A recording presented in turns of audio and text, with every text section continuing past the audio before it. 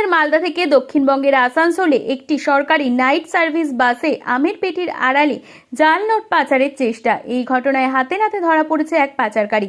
গ্রেপ্তার হওয়া পাচারকারী রাজেন্দ্র প্রসাদ পুরুলিয়ার পারবেলিয়ার নিতুরিয়ার বাসিন্দা। আজ আসানসোলের উত্তর থানার 19 নম্বর জাতীয় সড়কে জুবিলি মোড়ের কাছে আসানসোলে এসবিএসটি বা সাউথ বেঙ্গল স্টেট ট্রান্সপোর্ট কর্পোরেশনের বাস ডিপোতে রাজ্য পুলিশের স্পেশাল টাস্ক ফোর্স বা এসটিএফ এর হাতে গ্রেপ্তার হয় এই পাচারকারী। তার কাছ থেকে উদ্ধার হয়েছে প্রায় 20 লক্ষ টাকার জাল নোট। এই ঘটনায় জড়িত অন্যান্যদের খোঁজে তদন্ত শুরু করেছে পুলিশ।